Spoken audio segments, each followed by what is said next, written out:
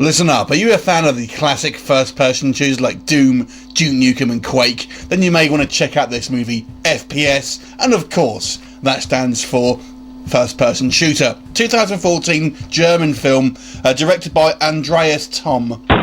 Now, I say it's a German film.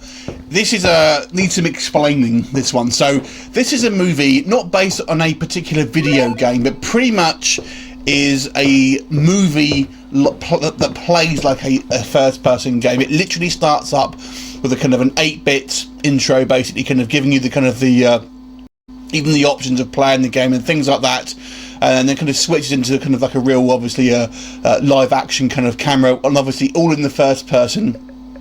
And you are the star of this film, basically. You are the kind of the character who is going through these kind of like this adventure, basically to try and save his wife from this kind of hospital somewhere with this kind of zombie outbreak. And you're kind of going up there to sort of try and rescue her, and obviously defeat loads of kind of zombies along the way, as well as kind of looking for the cure for this kind of virus.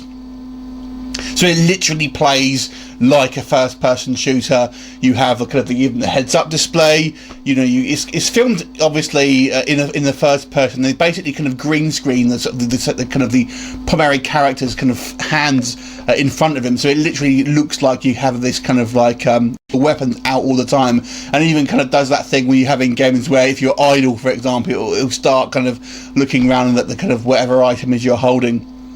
So this is really literally like basically watching someone play a first-person video game, and therein lies the problem, because obviously if you're playing a video game, it's very interactive and you are kind of enjoying the kind of the interactive nature of it, but this is literally like watching someone play Quake.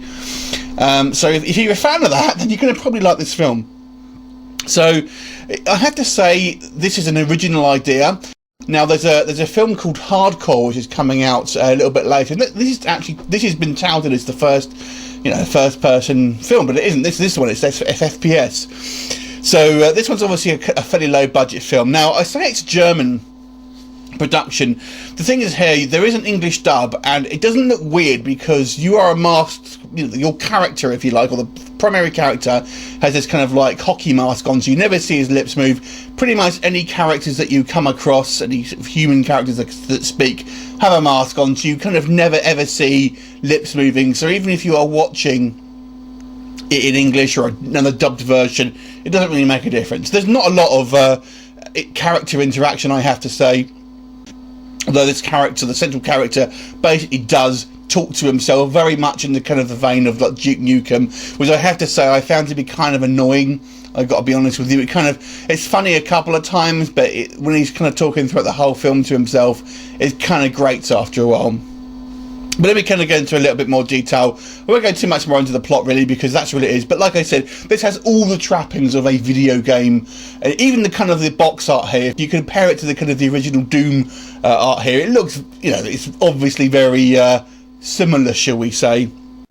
But it's not just video games. There are kind of lots of references, particularly things like they obviously are a fan of the kind of the Evil Dead films, because they reference those movies and actually say lines from those films throughout this film. But there's a few other kind of pop culture references that kind of sort of in there as well. So it's a very knowing, jokey kind of atmosphere.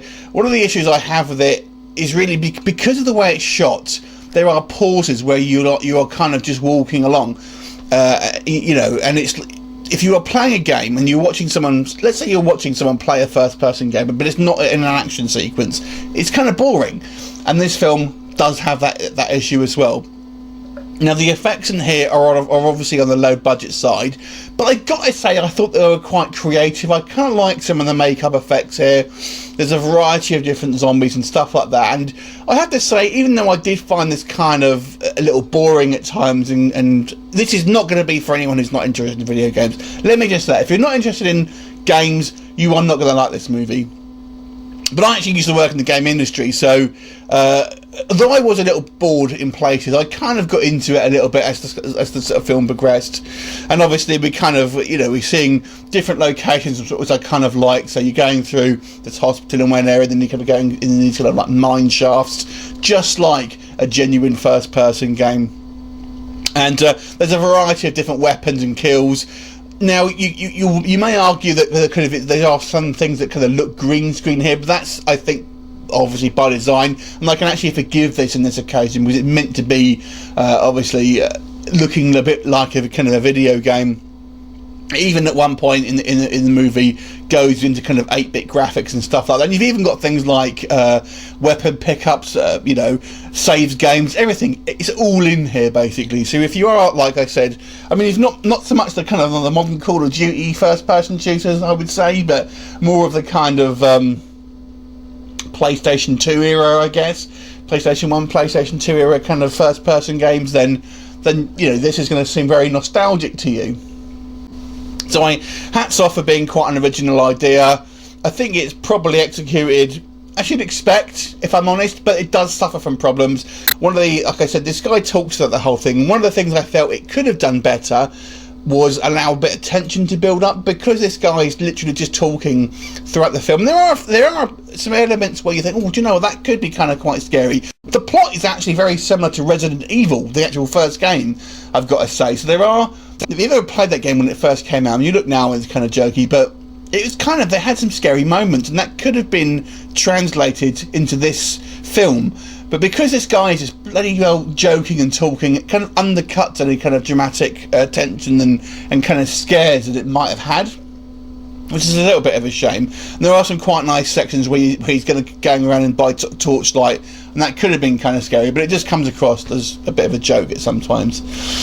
This really is, like I said, this is really a cross between Doom, Duke Nukem, and the plot of Resident Evil, basically. So if you fancy watching a film literally in first person, there are a couple of instances where we have what would be cutscenes, and it's even got the kind of like the sound effects and the camera sort of angles showing you like a key or something of interest and stuff like that. So it's not 100% a first person, but it's pretty much 95%. So you know, it was an enjoyable film. It was kind of original, but like I said, if you're not interested in this kind of thing, this is not going to be for a casual fan whatsoever.